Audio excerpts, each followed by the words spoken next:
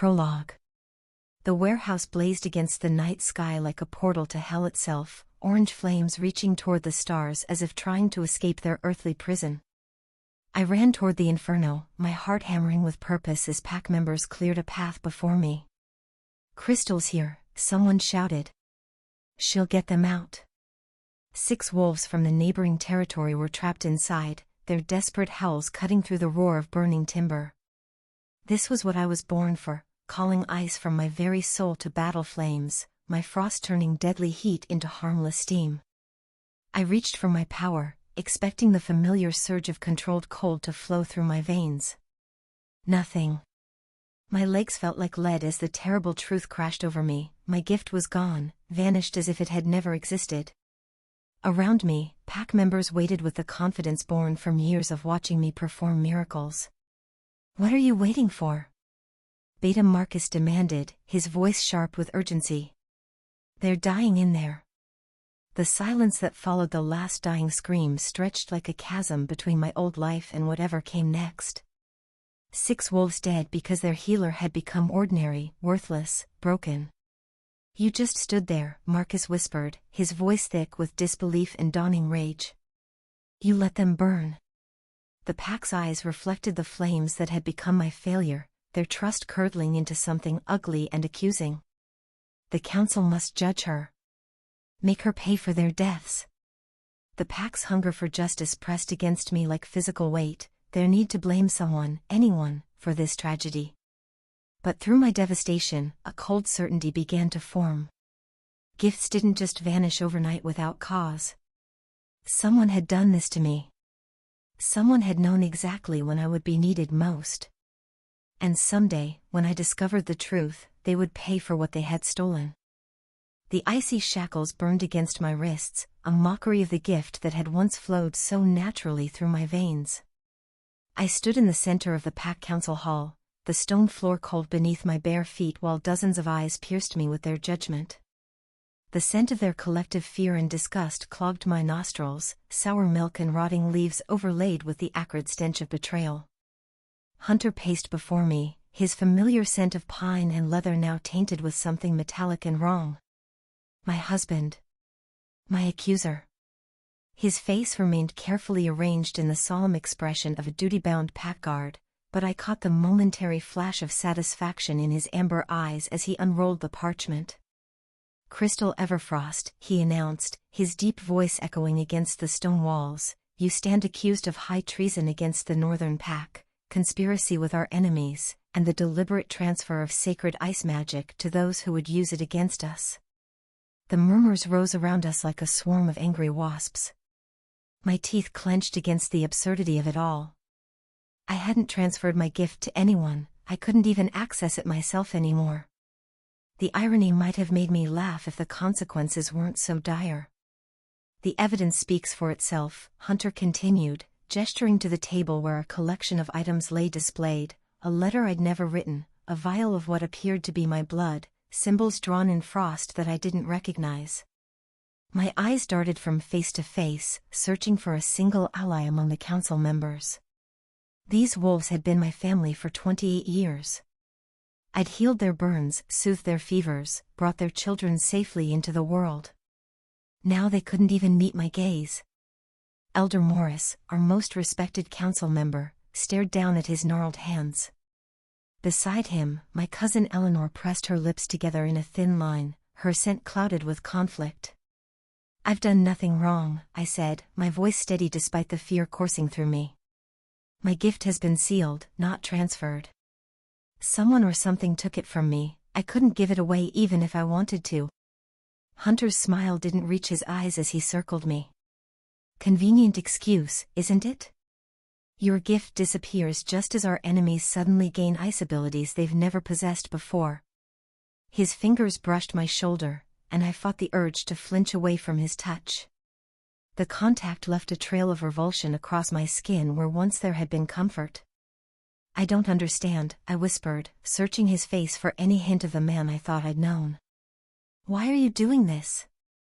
For just a moment, the mask slipped, and I glimpsed something in his expression that chilled me more than the shackles around my wrists, not hatred or anger, but relief.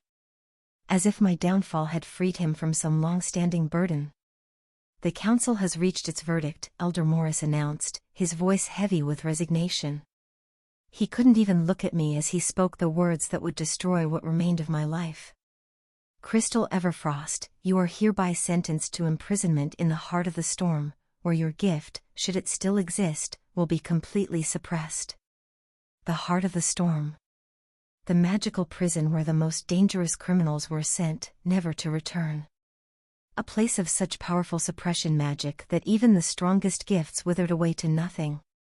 Hunter's hand closed around my upper arm, his grip just tight enough to bruise. "I'll escort the prisoner personally," he told the council, his voice thick with false regret. The assembly hall emptied quickly, wolves filing out with their heads bowed, none meeting my desperate gaze. As Hunter led me toward the exit, I caught one last glimpse of Eleanor, tears streaming down her face. If even she believed these lies, then I truly had nothing left. The double doors closed behind us with a hollow finality. In the empty corridor, Hunter's posture relaxed, his scent shifting to something I'd never detected from him before, a cold, sharp satisfaction that made my stomach clench. "You won't get away with this," I hissed, pulling against his grip. "Someone will discover the truth." His laugh held no warmth as he leaned close, his breath against my ear sending a revolted shiver down my spine. "The truth, dear wife, is that you were never what we needed. A broken vessel can only be useful for so long before it's replaced." He pulled back, studying my face with clinical detachment. "But you served your purpose. For that, I suppose I should thank you."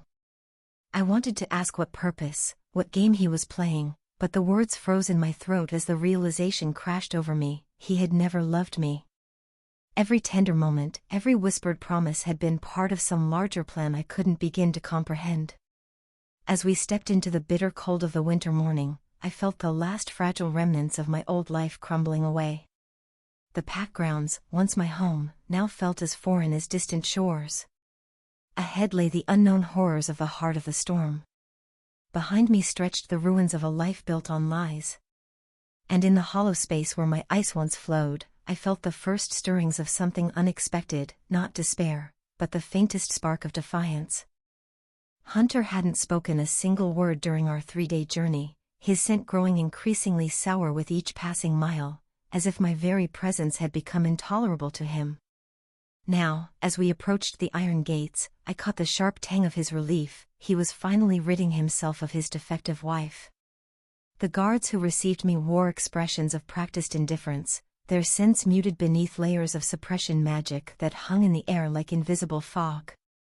They accepted Hunter's paperwork without question, their eyes sliding over me as if I were merely cargo being delivered. "The northern wing," one of them grunted, scanning the documents.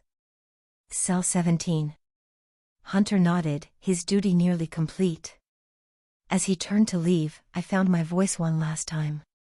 "Why?" I asked, the single word containing all the bewildered hurt of his betrayal. He paused, his shoulders tensing beneath his guard captain's uniform. For a moment, I thought he might actually answer, might offer some explanation that would make sense of the nightmare my life had become.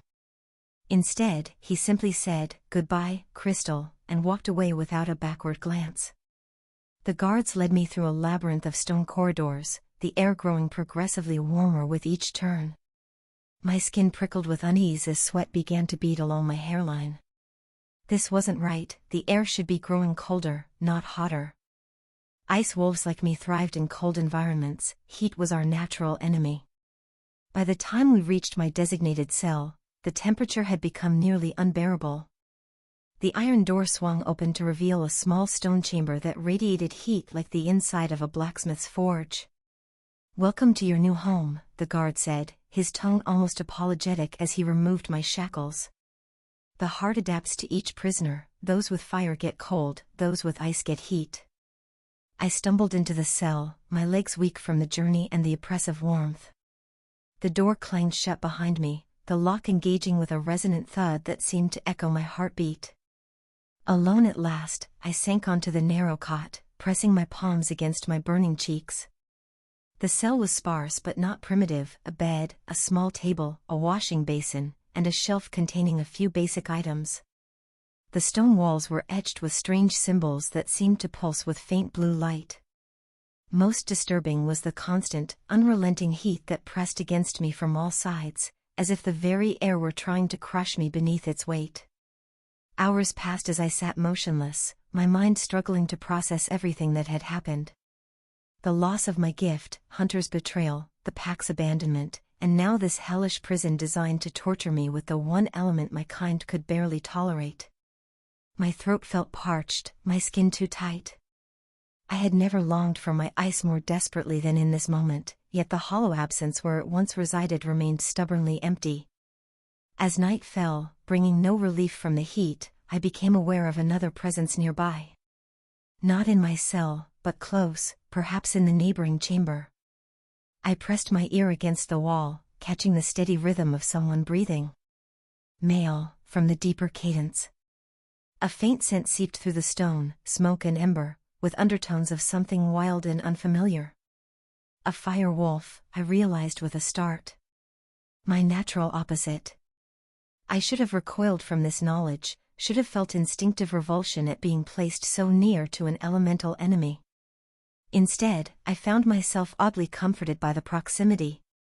More curious still was the subtle change in temperature where I pressed against the wall, not cooler exactly, but somehow less oppressive, as if the heat reshaped itself around the point of contact. I shifted along the wall, following this strange phenomenon, until I found the spot where it felt strongest. There, with my palm flat against the rough stone, I experienced the first moment of relief since entering this prison. The heat remained, but it transformed from punishing to almost pleasant. Like sinking into a warm bath after being caught in a blizzard. My breath synchronized with the stranger's without conscious effort, our inhales and exhales falling into perfect rhythm. The tension in my muscles began to ease, replaced by an unexpected sense of calm. This made no logical sense: a fire wolf should intensify my discomfort, not alleviate it. Yet as I settled onto my cot, positioned as close to that shared wall as possible, sleep came more easily than it had in weeks. My last conscious thought before drifting off was a question that would haunt my dreams: who was this mysterious prisoner whose mere presence could soothe the punishment designed specifically for me?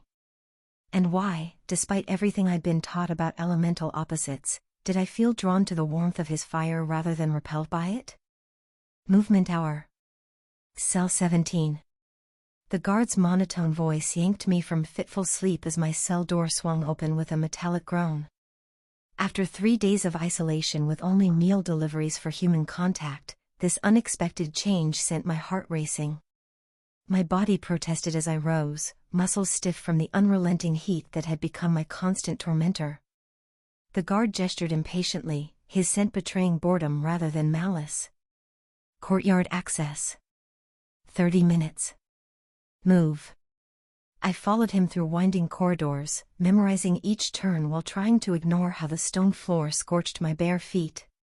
We emerged into an enclosed courtyard where watery sunlight filtered through a shimmering barrier overhead, magic to prevent escape attempts. Several prisoners already occupied the space, keeping careful distance from each other.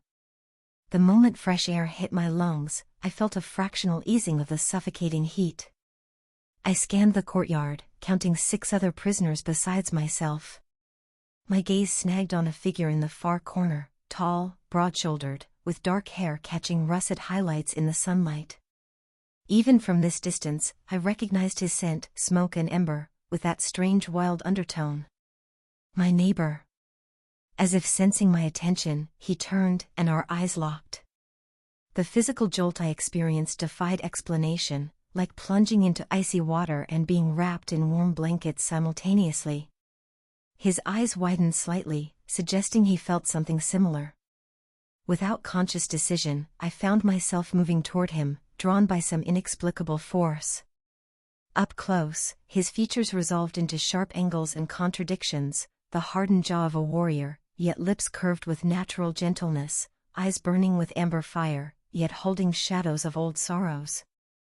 Scars marked his forearms, telling stories of battles I couldn't imagine. "You're the ice wolf," he said, his voice a low rumble that seemed to vibrate through my chest.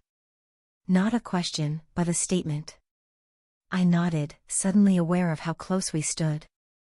"And you're the fire wolf," I replied, struggling to understand why my heart raced. He studied me with unnerving focus. "Kyle Burns." He offered his name without extending his hand. The name struck me with unexpected recognition, the infamous rebel leader who'd vanished months ago, presumed dead after a failed uprising. "Crystal Everfrost," I said, the name feeling strange without my former titles. "Former healer of the Northern Pack." A ghost of a smile touched his lips. "I know who you are." His gaze moved beyond me, scanning the courtyard with practiced vigilance. "You're far from home, healer." Home. A concept that no longer existed for me. "Home rejected me," I said, more bitterly than intended. "Falsely accused." "Convenient scapegoat." His eyes returned to mine, narrowing slightly. "And what crime did you supposedly commit? What could a healer do to warrant the heart of the storm?" Before I could respond, his attention shifted abruptly. His body tensed as a guard approached, hand resting meaningfully on the suppression baton at his belt. "No clustering," the guard barked. "Two-prisoner maximum." Kyle took a deliberate step back, his posture shifting to something less confrontational. "Just exchanging pleasantries," he said, his voice neutral yet carrying an undercurrent of authority that made the guard hesitate. Once the guard moved away, Kyle murmured, "They're afraid of contact between prisoners. Afraid we might discover something about this place they don't want known." The cryptic statement sent a shiver through me. "Like what?" He studied my face intently. "Like why the temperature in my cell becomes more bearable when you're near the connecting wall." My breath caught. So he had noticed it too, that strange alleviation of our punishments when in proximity. "I thought I imagined that," I admitted, voice barely above a whisper. His hand moved slightly, fingers extending toward mine before he caught himself and pulled back. Just that almost contact sent a ripple of awareness through my body. "We shouldn't discuss this here," he said, gaze flicking toward the guards. "Too many ears." The courtyard bell rang, signaling the end of our brief freedom. As we turned to follow the other prisoners back inside, Kyle's hand brushed against mine, a contact so brief it might have been accidental if not for the deliberate pressure of his fingers against my palm. That momentary touch sent a shock through my system, a sudden cessation of the heat that had tormented me for days. From his sharp intake of breath, I knew he'd experienced something similar, perhaps relief from whatever cold tormented his fire nature. Our eyes met once more, mutual surprise reflected back at me. Then guards were there, herding us towards separate corridors. As they led me back to my cell, my mind spun with questions. Who exactly was Kyle Burns beyond the rebel leader I'd heard about? What did he know about this prison and its effects? And most disturbing, why did the brief touch of a fire wolf feel not like the elemental opposition it should have been, but instead like coming home after being lost for a very long time? I watched her retreat down the corridor, the ghost of her touch still tingling against my fingers, like ice against fevered skin. Crystal Everfrost, the Northern Pack's disgraced healer. I'd known of her before today. Intelligence on all significant pack members had been essential to our resistance efforts, but reports hadn't prepared me for the reality of her. The guards escorted me back to my cell, the temperature dropping noticeably until we reached the frigid chamber that had become my personal hell. As the door clanged shut, I pressed my palm against the wall connecting to her cell, searching for any hint of the warmth her proximity had provided. Nothing but cold stone greeted me. I settled on my cot, wrapping the thin blanket around my shoulders as my breath clouded in the frigid air. My wolf stirred restlessly, drawn to her scent, winter pine and mountain snow, undercut with something sweeter, like spring flowers pushing through ice. It made no sense. Every instinct should have warned me away from an ice wolf. Our elements were natural opposites, yet when our hands touched, The constant cold that had been my punishment had momentarily vanished. More troubling was my wolf's reaction. Not the wary aggression it typically displayed toward ice wolves, but something closer to recognition, as if it had been waiting for her. A shift in the air drew my attention, her scent growing stronger, suggesting she'd returned to her cell and now sat near our shared wall. I moved to mirror her position, placing my palm flat against the stone. The effect was subtle but unmistakable. The biting cold eased slightly, becoming merely uncomfortable rather than unbearable. "Can you hear me?" I spoke just loud enough for enhanced wolf hearing to detect, knowing guards monitored cells for louder conversations. For a long moment, only silence answered. Then, faintly, "Yes." Her voice vibrated through the stone, carrying that same melodic quality I'd noticed in the courtyard. "The cold, does it ease for you too?" she asked, barely above a whisper, when we're both near this wall. I found myself smiling despite the circumstances. Yes, not completely, but enough to think clearly. The admission felt dangerous, acknowledging something the prison authorities clearly didn't want us to discover. Why? The simple question held layers of confusion that mirrored my own. I hesitated, weighing how much to reveal to a woman I'd just met, regardless of our strange connection. Yet something about her pulled truth, for me like water from a deep well. "I have theories," I replied carefully, "but nothing certain. What do you know about gift sealing?"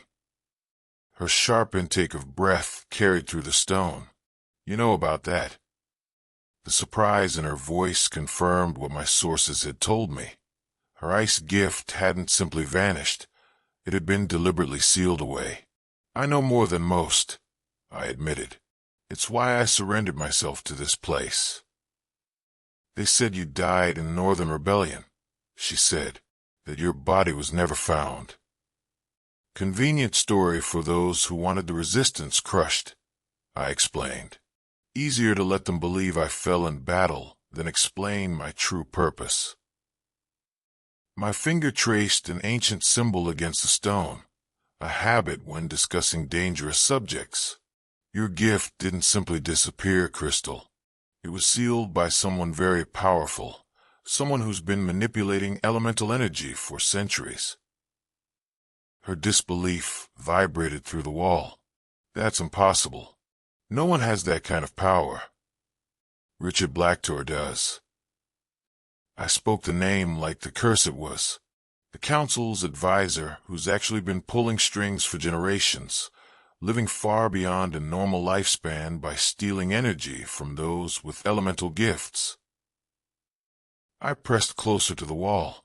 "He's been sealing gifts and redistributing them to create loyal soldiers, wolves whose abilities are completely dependent on his continued goodwill." The silence stretched so long I wondered if she'd moved away. Then, softly, "Hunter." Just that single name, filled with comprehension. "Your husband," I confirmed. "One of Richard's first successful experiments. Multiple gifts bound to a single wolf, all under Richard's control." I heard her measured breathing, the deliberate calm of someone processing world-shattering revelations. "Why me?" she finally asked, voice steadier than expected. "Why seal my gift specifically?" This was the question I'd been dreading, the answer too tied to ancient prophecies to explain through a stone wall with guards potentially listening. "I can't explain everything now," I said, "but your gift wasn't chosen randomly. There's something about your ice that's different, powerful in ways even you don't fully understand." I hesitated, then added, "And there's a reason we're in adjoining cells, why our elements respond to each other this way. That's not coincidence." "None of this makes sense," she whispered, confusion coloring her voice. And yet you feel it too," I finished. "This connection that defies everything we've been taught about elemental opposites." The admission hung between us, neither willing to elaborate further on something we barely understood ourselves. "Rest," I finally said, sensing her fatigue through our strange bond. "We'll talk more when it's safer."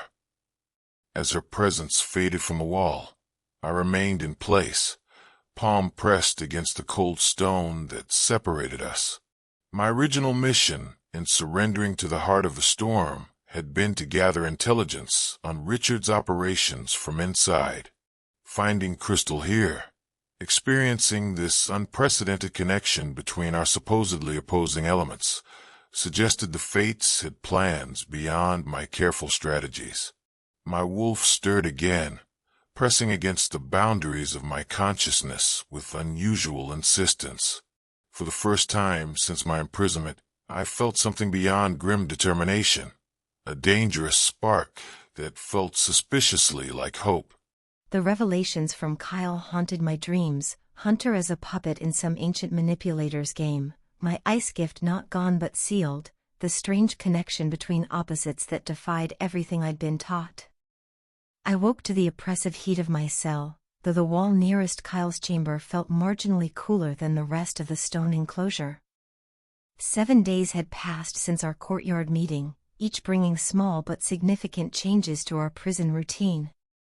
The guards now allowed us simultaneous movement hours, watching with poorly disguised curiosity as Kyle and I gravitated toward each other despite their efforts to keep prisoners separated. "Back again, Ice Wolf?" Kyle murmured as I approached him in our established corner of the courtyard. His voice carried that warm rumble that seemed to vibrate through my chest, triggering an acceleration of my heartbeat. I maintained a careful distance, close enough for conversation, far enough to avoid unwanted attention from the guards. "As if I have other pressing engagements," I replied dryly, earning a flash of that rare half-smile that transformed his stern features into something unexpectedly appealing. My eyes caught on the fresh bruise darkening his jaw. "What happened?" He touched the mark absently. "Disagreement with a guard who thought I wasn't moving quickly enough." The casual dismissal of violence spoke volumes about life in the heart of the storm. More concerning was how the bruise seemed to pulse with an unnatural darkness, as if the injury went deeper than physical. "Let me see," I said, the healer in me automatically reaching toward his face before I remembered our circumstances. My hand froze midair, caught between instinct and caution. Something flickered in Kyle's eyes, surprise, then a warmth that made my fingers tingle with awareness. "It's nothing," he said, though he tilted his head slightly, a subtle invitation that contradicted his words. I hesitated only briefly before closing the distance between us, my fingertips lightly tracing the edge of the bruise. The moment of contact sent that now familiar jolt through my system, heat evaporating from my skin, replaced by blessed coolness that spread outward from the point where we touched. Kyle's sharp intake of breath told me he experienced something similar. But beyond that immediate relief was something new, a faint silvery light that pulsed beneath my fingers, visible only to us as it traced the outline of the bruise. "What is that?" I whispered, watching in astonishment as the darkness receded slightly beneath my touch. Kyle's expression mirrored my wonder. "I don't know. This is unexpected." The bruise hadn't healed completely, but it had definitely improved, changing from angry purple-black to a more natural yellow-green of an older injury. I reluctantly withdrew my hand as a guard glanced our way, the connection breaking like a severed thread. "Your gift," Kyle murmured, his voice barely audible. "It's trying to surface despite the sealing." I stared at my hand in disbelief. My healing abilities had always been tied to my ice, the cold numbing pain while simultaneously accelerating the body's natural recovery. Without my ice, healing should have been impossible. But how? Kyle's eyes darted to the approaching guard, his voice dropping even lower. "Elemental balance. My fire, your ice, they're strengthening each other instead of canceling out. This is what Richard fears most." Before I could press for explanation, the guard interrupted. "Prisoner inspection." Against the wall, both of you. We complied immediately, turning to face the stone barrier that enclosed the courtyard. The guard passed a glowing crystal along our backs, presumably checking for contraband. When the crystal passed between us, it flared with unexpected brightness, causing the guard to jerk back with a startled oath. "What was that?" he demanded, suspicion sharpening his scent. "Nothing," Kyle replied smoothly. "Static discharge, maybe. The suppression fields create strange effects sometimes." The guard didn't look convinced, but with no obvious rule violation to cite, he merely grunted a warning before moving on. "That was no static discharge," I whispered once the guard moved beyond earshot. "The crystal reacted to something between us." Kyle nodded. "Another piece of the puzzle. We need to be more careful, that kind of reaction will draw attention we can't afford yet." He glanced toward the sun's position. "There's someone you need to meet. Next rotation, when you're called for your shower period, take the left corridor instead of the right. Supervisor Rhines will be there, she can be trusted." The call for end of movement interrupted any further questions. As we turned to follow the guard's directions, Kyle's hand brushed against mine, a touch that could have been accidental but felt deliberate in its brief pressure. That simple contact eased the burning heat that had begun creeping back, and I carried that momentary relief with me like a talisman as I returned to my cell. The shower period arrived 3 hours later. Standing at the corridor junction where prisoners normally turned right toward the bathing facilities, I hesitated, Kyle's instructions warring with my natural caution. Left led into unknown territory, potentially a trap. Right led to the brief respite of cool water that temporarily eased my heat-tormented body. A figure appeared in the left corridor, a woman in a prison supervisor's uniform, her auburn hair pulled back in a severe bun. Her eyes met mine with quiet intensity. "Quickly," she said, gesturing me forward. "We don't have much time." Decision made, I followed her into a narrow maintenance corridor, the passage barely wide enough for us to walk single file. She led me to a small utility room filled with cleaning supplies and deactivated suppression crystals. "I'm Haley," she said without preamble. "Kyle sent me a message that you might be ready for more answers." Her direct approach was refreshing after weeks of half-truths and riddles. "You're part of the resistance?" I asked, studying her with new interest. She nodded, retrieving something from beneath a loose floor tile, an ancient-looking scroll sealed with wax that bore an unfamiliar symbol. "This comes from Elder Morris. He risked everything to smuggle it in, so I hope you appreciate its value." She handed me the scroll with reverence that suggested it contained far more than mere information. "What is it?" The parchment felt unnaturally warm against my fingers, almost vibrating with contained energy. "The truth about elemental balance," Haley replied, her voice dropping to a whisper despite our relative privacy. "The history of how ice and fire were originally one gift, not opposing forces." And most importantly, she gestured to the scroll with unmistakable significance, proof that what's happening between you and Kyle isn't accident or anomaly, but the fulfillment of something set in motion centuries ago. My fingers trembled as I unrolled the ancient scroll in my cell, its parchment surprisingly cool against my skin despite the oppressive heat. The text was written in an archaic form of our language, with strange symbols that seemed to shimmer when viewed from different angles. The first paragraph appended everything I'd been taught. Before the Great Division, fire and ice existed not as opposites but as complementary aspects of a single elemental force. The ancients controlled the balance between them, the perfect harmony of creation and destruction. I pressed my palm against the wall connecting to Kyle's cell, instinctively seeking his proximity. The faint easing of my cell's heat confirmed he'd mirrored my position. "Can you hear me?" I whispered. "Yes."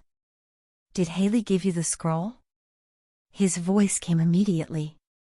"It says our elements were originally unified, not opposed." That someone deliberately divided them to weaken our kind's power. Kyle's low laugh vibrated through the stone. Richard Blackter's first achievement. The division of what was once whole, creating artificial opposites he could control more easily.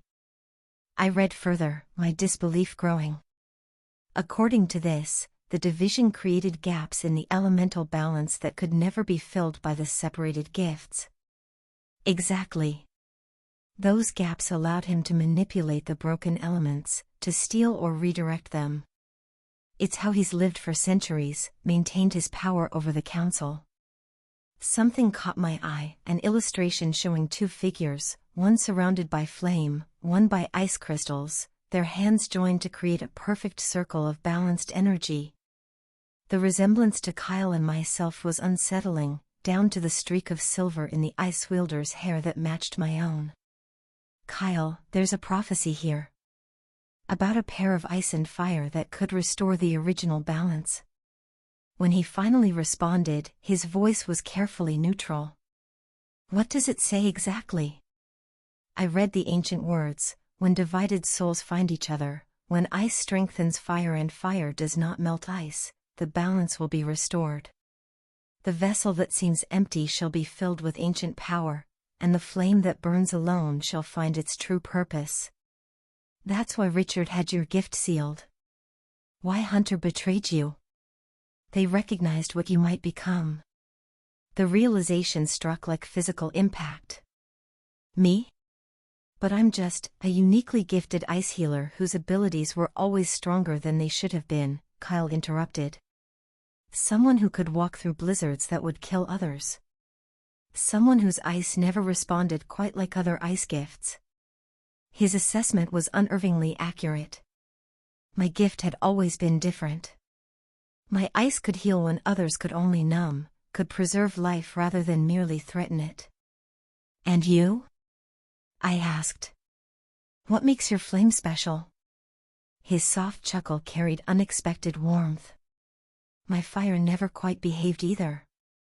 It could burn through magical barriers that should have been impenetrable.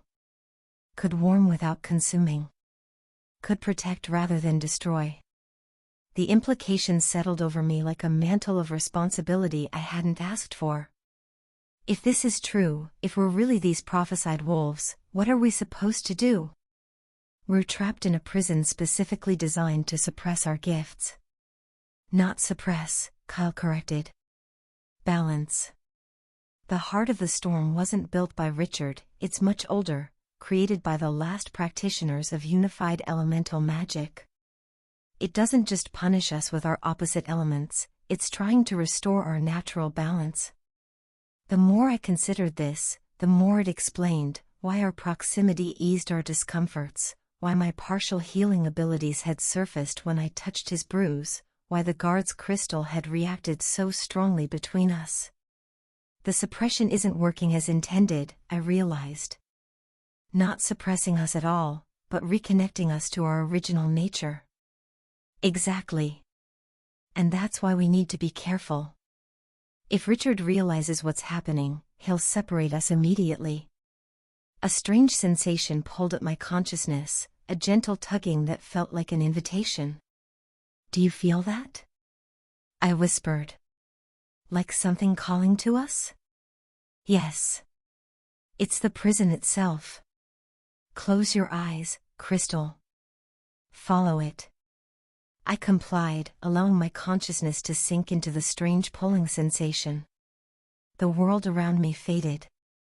In its place came visions, startling in their clarity. I saw an ancient stone circle beneath a full moon, wolves with eyes that glowed a perfect silver. I witnessed a ritual of unification, elemental energy flowing in perfect harmony. Most disturbing, I saw the moment of division, a younger Richard Blacktor performing a ritual that tore the unified magic apart, creating the false opposition between elements. The vision shifted, showing my own face transformed, eyes glowing with that same silver light, hands joined with Kyle's as power beyond imagination flowed between us. Then I was back in my cell, gasping for breath, tears streaming down my face. Did you see? Kyle's voice came rough with emotion. Yes, I whispered, still reeling. Is that truly our purpose? To undo what Richard did centuries ago? It's about restoring natural balance to all elemental gifts. Ending his artificial control over our kind's magic. Freeing every wolf whose gifts have been manipulated or sealed. The enormity of this task seemed impossible from within a prison cell. Why us? I asked. What makes us capable of this when generations of others have failed? Because we found each other despite everything designed to keep us apart. Because our connection formed naturally. Because your ice and my fire recognize each other as complementary, not opposing. I felt a strange warmth spreading from my palm where it pressed against the wall, not the oppressive heat of my cell, but something gentle and nurturing. I gasped as tiny ice crystals formed on my side of the wall, delicate fractals spreading outward from my touch. Kyle, my ice, it's responding. Just a little, but it's there. His excitement was palpable even through the stone barrier. This is just the beginning, Crystal. Together, we can reclaim what was taken from us. We can restore the balance that Richard destroyed. For the first time since my imprisonment, perhaps since the loss of my gift, hope flared within me, bright and undeniable. The ice crystals sparkled in the dim light, physical proof that my sealed gift wasn't gone but merely waiting to be reawakened through this connection with my elemental opposite who somehow felt more like my perfect complement. The weight of responsibility pressed down on me as I watched Crystal sleeping against the wall between our cells. Even with the barrier of stone, I could sense her, the cool whisper of her scent, the steady rhythm of her heart that had somehow aligned with mine these past weeks. Moonlight filtered through the small barred window, catching on the silver streak in her dark hair, a visible reminder of what Richard had stolen from her. My wolf stirred restlessly, pushing against the magical suppressors that held him at bay. The stone absorbed the heat of my palm as I pressed it against the wall, seeking that peculiar connection that had formed between us. Fire and ice, supposedly opposites, yet somehow resonating together. My reverie shattered at the sound of approaching footsteps. Haley appeared at my cell door, her usually composed features tight with urgency. "It's time," she whispered, her gaze darting nervously down the corridor. "Tomorrow night, the changing of the guard will give us a 5-minute window during the midnight hour." Crystal stirred at the sound of Haley's voice, instantly alert in the way of someone who has learned to wake ready for danger. "Both of us?" she asked, moving to her cell door. Haley nodded, sliding a small package through the narrow food slot. "Powder to neutralize the suppression cuffs. Elder Morris sends his regards." I took the package, feeling the ancient magic pulsing within the seemingly innocuous herbs. The tunnel beneath the eastern watchtower is still unguarded. Haley's scent shifted slightly, fear mixing with determination. "Yes, but there's been increased activity around the perimeter. Hunter has been making unexpected inspections." Crystal's body tensed at the mention of her former mate, the faint scent of frost emanating from her despite the suppressors. "He suspects something," she stated. Not a question, but a certainty born from years of living with the man's calculated cruelty. "Which is why we need to move now," I interjected, my alpha instincts surging to protect despite our circumstances. "You'll go first, Crystal. I'll create a diversion to draw attention away from the eastern side." The words emerged before I'd fully processed them, my wolf making the decision to prioritize her safety above all else. Crystal's eyes narrowed, the temperature around her dropping perceptibly. "That wasn't the plan," she said, her voice dangerously soft. "We escaped together or not at all." Haley backed away slightly, recognizing the signs of an impending clash between dominant personalities. "I'll return at midnight tomorrow," she murmured, slipping away like a shadow. leaving us to our brewing confrontation. The moment Haley's footsteps faded, Crystal turned her full attention to me, her silver blue eyes flashing with defiance. "Don't you dare play the sacrificial alpha," she hissed, frost crystallizing on the bars she gripped. I didn't survive Hunter's betrayal, false imprisonment, and the sealing of my gift just to be treated like some fragile thing that needs protecting. Her words struck deeper than she could know, exposing the conflict that had been building inside me since I'd recognized what she truly was. Not just an Omega with a sealed gift, but my elemental opposite, my potential perfect balance. "This isn't about you being fragile," I growled, my own temperature rising in response to her chill. "This is tactical. You're smaller, faster, less recognizable outside these walls. The Resistance needs what you know about Richard's plans." Crystal laughed, a sharp sound without humor. "Tactical? Is that what you call this overwhelming alpha need to shield everyone else from harm? I lived 6 years with a man who disguised control as protection. I won't accept that from you or anyone else." Her words struck home with uncomfortable precision. Was I really so different from Hunter in my instinct to decide what was best for her? The thought sent a wave of shame through me. "You don't understand," I said, voice dropping lower. "If anything happened to you—" I stopped, unable to articulate the hollow ache that formed in my chest at the mere thought. "What?" she challenged, stepping closer to the bars separating us. "Finish that sentence, Kyle. If anything happened to me, what?" The distance between ourselves suddenly felt both too vast and not nearly enough. "I've lost everyone," I admitted, the words scraping my throat raw. "My family, most of my pack. Everyone who stands with me ends up dead or worse. I can't." The vulnerability in my voice surprised even me, but Crystal's expression softened. "You can't lose anyone else," she finished for me. "I understand that better than you know." She pressed her palm against the bars, as close as she could get to reaching for me. "But I'm not yours to lose, Kyle. I make my own choices now. That's what Hunter took from me for years, my agency, my right to decide what risks were worth taking."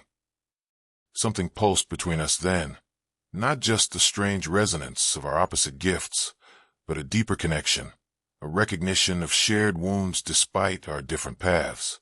"I know what it means to stand alone," she continued, her voice gentler now. "But we have a better chance together. You know that's true."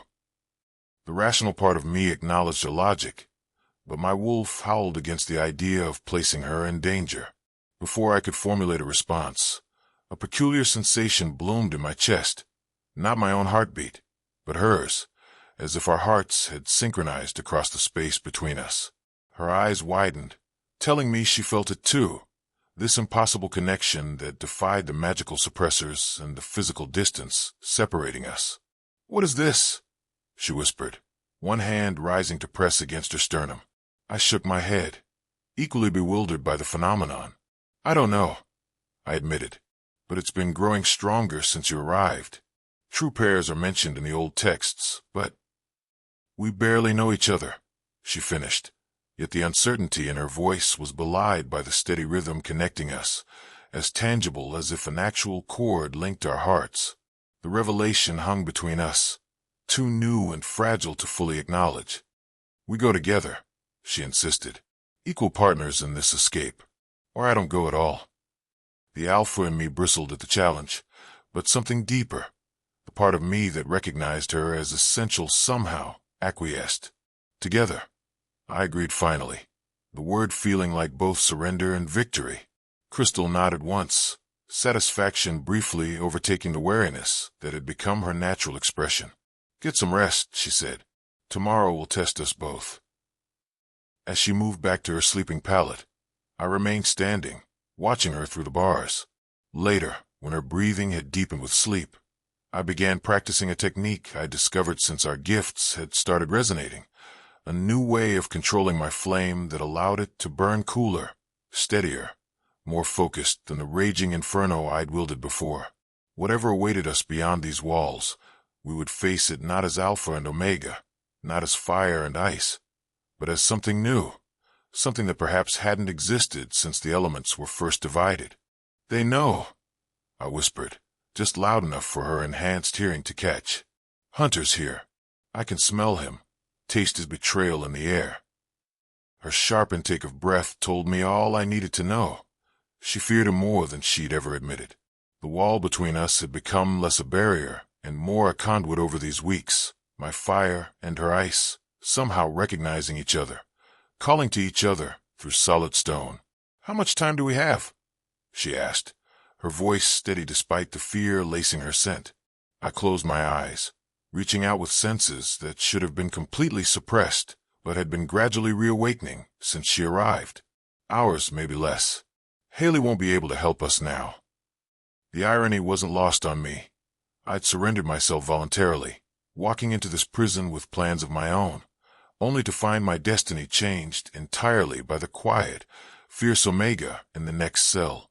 Now, instead of executing the rebellion I'd planned for months, all I could think about was ensuring Crystal's safety.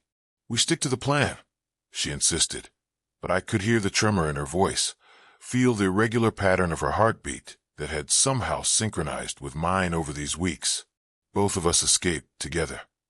I didn't answer immediately, knowing what needed to be done but unable to bring myself to say it. The truth was crystal clear.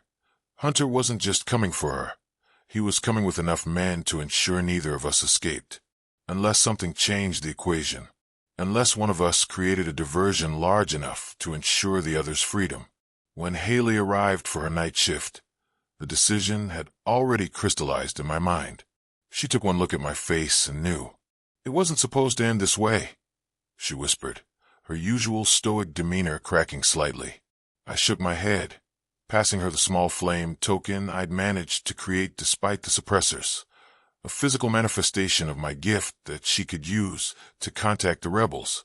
"Make sure she gets to the northern sanctuary," I instructed. "The elders there will recognize what she is, what we are together, even if she doesn't fully understand it yet." Haley's eyes widened slightly. "You felt it too, then? The ancient magic?" I nodded, unable to articulate the profound connection that had formed between Crystal and me. A bond that transcended the physical limitations of our prison, allowing our supposedly opposite gifts to amplify rather than cancel each other.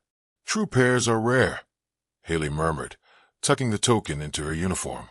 The prophecy never mentioned the price would be so high. Before I could respond, the distant sound of the main prison door unlocking echoed through the stone corridor. Hunter had arrived. Everything accelerated after that.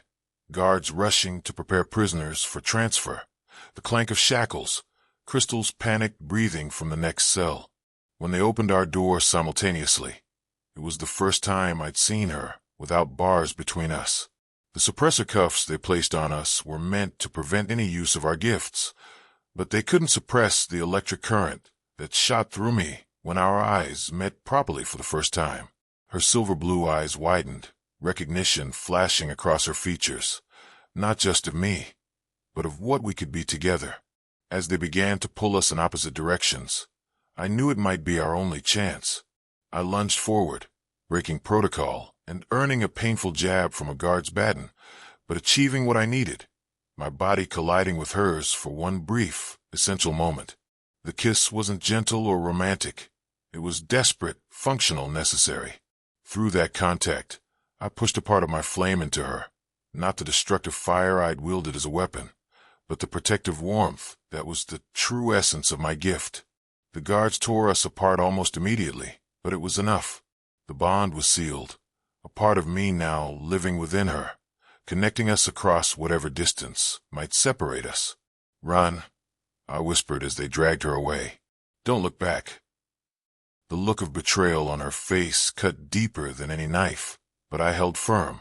Trust what you feel, not what you see.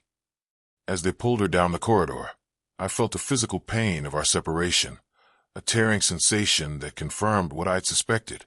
We were indeed a true pair, our gifts and souls meant to complement each other in ways forgotten by our kind for centuries. Left alone with my guards, I closed my eyes, focusing on the small spark of her ice that had transferred to me during our brief contact. It cooled the rage of my wolf, giving me clarity I hadn't experienced in years. Hunter would come for me first, expecting to find a broken rebel leader. Instead, he would face something he couldn't possibly understand, an alpha who had found his true purpose, his perfect counterbalance. For the first time in my life, I was fighting not just against something, but for someone. The thought brought a smile to my face as I heard Hunter's footsteps approaching. My flame might be suppressed, but the fire in my soul burned brighter than ever. "Keep moving, ice trash," the guard snarled, shoving me forward as we reached the transfer zone. Haley stood there, her face carefully blank, but her eyes conveying a silent message: follow the plan. I stumbled deliberately, buying precious seconds as I knelt to retie my shoe, pressing the neutralizing powder Haley had given us against the lock of my suppression cuffs. Nothing happened. The cuffs remained firmly in place, their magic unaffected by what should have been a powerful counteragent. Panic surged through me. Had we been betrayed twice over? Then I felt it, a flickering warmth in my chest, Kyle's flame responding to my fear, and suddenly I understood. The guards marched me outside toward the waiting transport van, the night air crisp against my skin. As we crossed the yard, a sound like distant thunder shook the ground. Guards rushed toward the commotion, shouting about a disturbance in the high-security wing. Kyle. He was creating the diversion he'd promised, sacrificing himself so I could escape. Rage and determination flooded me in equal measure. 6 years with Hunter had taught me to swallow my pride, to accept decisions made for me for my own good. But Kyle's sacrifice felt different, not controlling, but desperately selfless. And utterly unacceptable. The remaining guard tightened his grip on my arm, distracted by the chaos erupting behind us. The warmth in my chest pulsed stronger, and with it came a certainty that defied logic. I could feel Kyle's pain, his determination, the exact direction he was from me. "I can't leave without him," I told Haley as she approached, taking over from the guard who was now being called to help with the riot. "This wasn't the plan, Crystal," she replied urgently, guiding me toward the hidden tunnel entrance. "Kyle knew the risks." "I don't care what he knew or what he planned," I hissed, the cold fury in my voice surprising even me. "I'm going back." Haley gripped my shoulders, her expression grave. "You can't help him by getting recaptured." But even as she spoke, I felt Kyle's presence dimming, like a candle flame guttering in a strong wind. "Hunter is there," I realized aloud, the knowledge coming through our bond. "He's hurting Kyle." Haley's face paled. "Hunter was supposed to be leading the Northern Patrol tonight. If he's here, then it's a trap," I finished. And Kyle walked right into it. Decision made, I turned back toward the main building. "The tunnel is that way," Haley protested, pointing in the opposite direction. I met her gaze steadily, something new and commanding in my voice when I replied, "I know exactly where I'm going." What happened next defied everything I knew about magic and suppression. The warmth Kyle had planted within me surged outward, meeting the frozen core of my sealed gift. Where fire and ice should have cancelled each other out, they instead amplified, spiraling together in a reaction that sent power coursing through my veins. The suppression cuffs cracked, frost patterns spreading across the metal before they shattered completely. Magic, my magic, returned in a rush that left me gasping. But it wasn't the pure ice I remembered. This was something new, tempered and strengthened by Kyle's flame. I moved through the prison yard like a winter storm, guards falling back from the waves of cold radiating from my skin. The few who tried to stop me found themselves facing ice crystals that burned like fire when they touched flesh.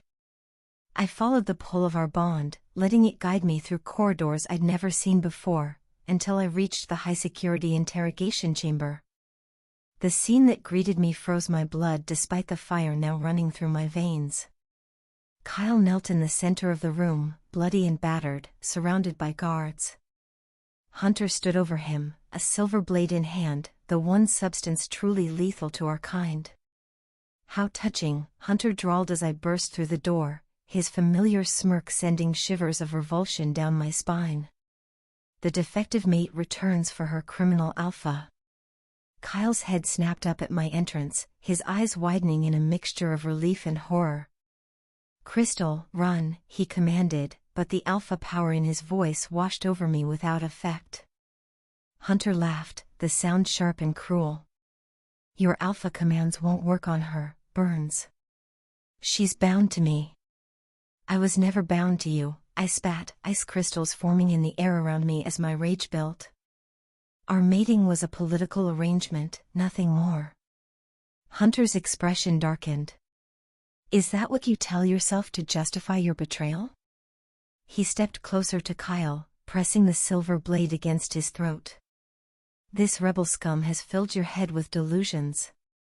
You think you're special? A true pair?" The term sent a jolt through me. I'd heard it whispered between Haley and Kyle, but never fully explained. "I see the recognition in your eyes," Hunter continued. "Yes, Richard told me all about the old legends. Fire and ice, reunited after 1,000 years. He's been waiting for a pair like you to appear." His lips curled in contempt.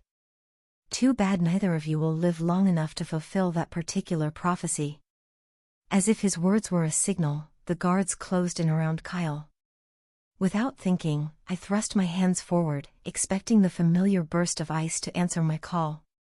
What emerged instead was something I'd never seen before, crystals that burned as they formed, freezing and scorching simultaneously. The guards cried out, dropping to their knees as the strange magic swept through the room. Only Hunter remained standing, his own hybrid gifts protecting him from the worst effects. "Impossible," he breathed, genuine fear flashing across his features for the first time. "Your gift was sealed." "Apparently not completely," I replied, stepping closer to Kyle, who looked at me with wonder despite his injuries. The connection between us thrummed with power, his strength flowing into me as mine flowed into him. Together, we rose to face Hunter, moving in perfect synchronization as if we'd trained side by side for years. When Hunter lunged at me with the silver blade, Kyle intercepted him with a speed that should have been impossible given his injuries. When guards attempted to flank Kyle, ice appeared beneath their feet without me consciously summoning it. We fought as one entity, two halves of a whole that had been separated for too long. Hunter, realizing he was outmatched, backed toward the door. "True pairs are the key to Richard's power," he snarled, blood dripping from a gash above his eye. "He'll never stop hunting you now." Before we could stop him, he slipped through the door, sealing it behind him with a magical barrier that even our combined strength couldn't immediately breach. Left alone with Kyle, I turned to assess his injuries, my hands hovering over the worst of the cuts. "You came back," he murmured, disbelief coloring his tone. "You were supposed to escape." "Without you?" I replied, allowing myself to truly look at him for the first time without bars between us. "Not a chance." He caught my hand in his, the simple contact sending a wave of warmth through our bond. "Do you understand what this means?" he asked, his eyes searching mine. "What we are?" I nodded slowly, the truth settling into my bones with absolute certainty. "True pairs," I whispered. "Two halves of what was once whole." The words felt ancient on my tongue, as if I were remembering rather than learning.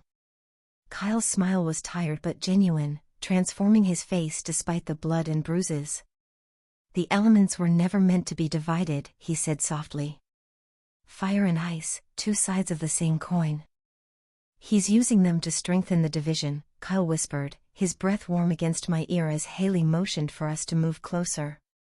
Before we could form a plan, Richard's eyes found us with unnerving precision. "The true pair arrives just in time," he called, his voice carrying across the distance with unnatural clarity as Hunter emerged beside him, flanked by hybrid guards. With a casual gesture, Richard's magic slammed into us, sending Kyle and me flying in opposite directions while creating a shimmering barrier between us. Pain exploded across my back as I hit stone, feeling Kyle's answering agony through our bond. He's completing the division, Haley called from where Richard's magic suspended her. If he succeeds, no true pair will ever form again. Though physically separated, I could still feel Kyle's fire inside me as our eyes met across the barrier. I closed my eyes, focusing on that internal flame and reaching through our connection with pure sensation rather than words. Kyle's response came immediately, a cool whisper of ice flowing back through our bond as Richard's chanting reached a crescendo. Hunter shattered a vial in the center of the circle, releasing silver dust that made Kyle double over as the poisonous particles affected his wolf more severely than mine. "Remember what Elder Morris said," Haley called desperately. The division was never complete. In a flash of determination, she broke free of Richard's spell and threw herself into the ritual center. "Balance must be restored," she gasped before the magic consumed her in blinding light, shattering the barrier between Kyle and me. I raced to Kyle, and the moment my hands touched his face, our consciousness merged into perfect synthesis, no longer separate flame and ice but a unified force that transcended both. "Impossible," Richard spat as we rose together, a spiraling aura of frost and flame surrounding us like a living cocoon while the drugged wolves began to stir from his control.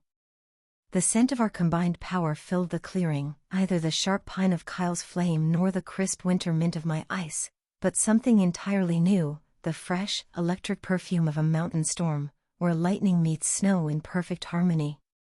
The ground beneath us hummed with ancient magic awakening after centuries of dormancy, responding to our united presence like an instrument finally played in the way it was designed. Each breath we took synchronized perfectly, our heartbeats finding a shared rhythm that pulsed through the very earth around us. The drugged wolves began to stir more actively now, their glazed eyes clearing as they sensed the shift in the elemental balance.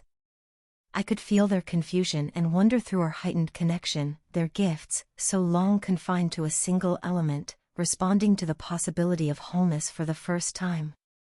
"They're waking up," I whispered to Kyle, though the words seemed unnecessary given our merged consciousness. "They feel it too." Kyle's response came not in words but in a surge of determined energy through our bond, strengthening our shared aura as Richard's face contorted with rage. "1,000 years of work," he snarled, his ancient eyes reflecting centuries of manipulation and control. 1,000 years maintaining the perfect division, and you think you can undo it in a single night? The power he summoned in response made the air itself seem to crack, magic so dark and corrupted that the stones around us vibrated with discordant energy. The drugged wolves whimpered, caught between Richard's control and the call of natural balance our union represented. The elements were never meant to be separate, we spoke in unison, our voices overlapping like harmonizing instruments as Hunter charged with a silver blade that dissolved on contact with our aura. The ritual circle cracked beneath our feet, ancient symbols breaking apart as the original magic reasserted itself. Hunter's face transformed from triumphant to horrified as his own hybrid gift, the unnatural combination Richard had forced upon him, began to unravel. "What's happening to me?" he demanded, looking at his hands where conflicting elemental energies sparked and fought against each other. "The truth is asserting itself," Kyle replied, his voice carrying both compassion and justice. "Gifts stolen and combined against their nature are returning to their source." Hunter's scream of rage and pain echoed through the stone circle as he backed away, his carefully constructed identity literally coming apart at the seams. The sensation of Kyle's consciousness intertwined with mine defied description, each memory, fear, and hope laid bare between us, creating something greater than either of us alone. I felt his childhood trauma as my own, the moment his family was taken by Richard's experiments, the years of planning his resistance. He, in turn, experienced my isolation with Hunter, the constant undermining of my confidence, the moment my gift was sealed. But beyond the pain, we shared strength, his determination meeting my resilience, creating a foundation that felt unshakable. As the ritual circle collapsed completely, Richard made one final, desperate attempt to salvage his spell. The magic he summoned was dark and ancient, drawn from the very foundation of the division he'd created centuries ago. "If I cannot keep the elements apart," he snarled, "then I will destroy you both and start anew." The blast of corrupted power that erupted from his hands should have obliterated us. Instead, it met the perfect balance we'd created together and rebounded, engulfing him in the very energy he had perverted so long ago. His scream cut off abruptly as the magic crystallized around him, transforming his physical form into a translucent statue that captured his expression of horrified disbelief. As the light faded, the awakening wolves watched in wonder as their gifts began returning to their true nature. Some wept openly as they felt their wolves becoming whole for the first time, ice and fire finding balance within individual souls rather than remaining forever divided between packs. Hunter alone remained standing, his hybrid gift fracturing painfully as he clutched at his chest. "This changes nothing," he hissed, backing away as his stolen powers continued to abandon him. "The packs will never accept what you represent." Kyle's hand tightened around mine as our spiral of balanced energy expanded outward in gentle waves, healing stunted and corrupted gifts wherever it touched. "They will," he replied with certainty, "because deep down, every wolf feels the wrongness of the division." Hunter fled into the darkness as I turned in Kyle's embrace, feeling not triumph but completion as we sealed our promise with a kiss that sent spirals of frost and flame dancing around us, visible manifestation of the balance we'd restored, not just to the elements, but to ourselves. The kiss deepened, our connection intensifying until I couldn't tell where my consciousness ended and his began. In that perfect unity, I understood what true mates were meant to be, not possessor and possessed, not dominant and submissive, but equal halves of a balanced whole, each strengthening the other through their differences rather than despite them. 1 month after the night at the ancient stone circle, I stood at the edge of the ceremonial grounds, watching representatives from all territories gather for the dawn ceremony. The early morning light cast long shadows across the newly constructed amphitheater, built at the exact midpoint between what had once been fiercely divided territories. Kyle moved among the delegates, his natural authority drawing respectful nods even from former enemies. The scent of anticipation hung in the air, mingled with uncertainty and hope, a combination that made my wolf stir beneath my skin. So much had changed since we'd created elemental harmony. The packs were reorganizing, old borders dissolving as wolves discovered their gifts returning to their original, balanced state. "They're waiting for you," Elder Morris said, appearing at my elbow with surprising stealth. His eyes, roomy with age but sharp with wisdom, studied my face. "Nervous?" I nodded, touching the ceremonial pendant at my throat, a crystal sphere where flames and ice danced in eternal balance. "I never asked for this role," I admitted. "Being a symbol, representing something so much bigger than myself." The elder's laugh was dry as autumn leaves. "None who truly deserve power ever seek it. That's precisely why you and Kyle must lead the reunification." I felt Kyle's approach before I saw him, our bond humming with constant awareness. He appeared at my side, his ceremonial attire emphasizing his strength. "Hunter has been spotted," he murmured, his fingers brushing mine in a gesture that sent warmth spiraling through our bond. At the edge of the gathering, watching. I tensed, memories of silver blades and betrayal flashing through my mind. "Should we be concerned?" Kyle's expression remained calm. "He's alone, his hybrid gift completely unraveled. According to our scouts, he's been wandering the borderlands since that night." Despite everything Hunter had done, a flicker of pity stirred within me. "He was as much Richard's victim as anyone," I said softly. "Manipulated from the beginning." The ceremonial drums began, calling all to the central circle where a platform had been constructed atop the exact spot where Richard's crystallized form had stood. As we walked toward it, wolves from all territories formed an aisle before us. No longer separated by elemental division, they now displayed a spectrum of gifts, some predominantly fire, others ice, but all containing at least a spark of both. "Look at them," Kyle whispered, pride evident in his voice. "Already finding their balance." I squeezed his hand as we climbed the steps to the platform. Below us, hundreds of eyes watched expectantly, wolves who had been enemies mere weeks ago, now cautiously united. At the center of the platform stood the Harmony Stone, a massive crystal formation that had emerged from the ground the night we defeated Richard. As we approached, it began to glow, responding to our presence. Elder Morris stepped forward, his ancient voice carrying surprising power. For 1,000 years, our kind lived divided, believing the lie that fire and ice could not coexist. Today, we witness the truth, that the elements were always meant to be in balance, complementing rather than opposing one another. He turned to us. Crystal Everfrost and Kyle Burns, you who restored the original harmony, place your hands upon the stone and show us the future that awaits. Kyle's eyes met mine, his confidence flowing through our bond as we stepped forward together. The moment our palms touched the crystal surface, energy surged between us, amplified by the stone until our combined aura expanded outward to encompass the entire gathering. Through our bond, I could feel every wolf present, sense their gifts responding to the call of balance. What you feel now, Kyle's voice rang out, is the original state of our kind, before division and manipulation tore us apart. This is what we were always meant to be, balanced within ourselves, united as a people. The stone pulsed beneath our hands, sending waves of harmonic energy across the gathering. Wolves gasped as their gifts responded, the final remnants of Richard's 1,000-year spell dissolving.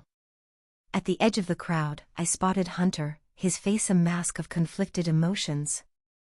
Our eyes met briefly, and I felt something unexpected through the stone's amplified connection, not hatred, but profound confusion and loss. Then he turned and disappeared into the forest. The division is ended, I declared, my voice joining Kyle's in perfect harmony. From this day forward, we are one pack, one people, walking the path of balance together. The cheers were deafening, wolves howling their approval as the ceremonial drums reached a thunderous crescendo. Later that evening, Kyle led me to a quiet clearing not far from where we'd first acknowledged our bond in the heart of the storm. The moon hung full and bright above us. Do you remember what you told me that night in prison? Kyle asked, his hands framing my face.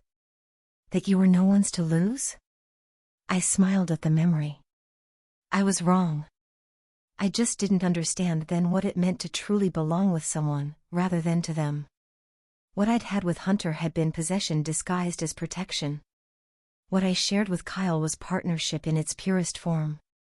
I have something for you, he said, withdrawing a ring that caught the moonlight, crafted from obsidian and diamond fused together, creating swirls that mimicked our combined aura.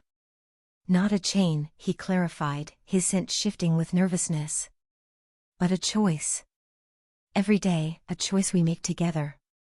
I extended my hand, watching as he slipped the ring onto my finger. The moment it settled against my skin, our bond deepened further. Balance in all things, I whispered, drawing him closer until our foreheads touched. Including this. Our kiss beneath the moonlight sealed more than just a personal promise, it represented everything we'd fought for. As our elements danced around us, ice crystals and flame weaving together, I finally understood what Haley and the Guardians had protected for so long. True balance wasn't about eliminating differences or forcing compromise. It was about recognizing that opposites weren't meant to cancel each other out, but to create something stronger, more complete than either could be alone. Thanks for sticking with me till the end. Like, subscribe, and let me know, what would you change, and what do you like about a story? See you in the next chapter, my beloved listeners.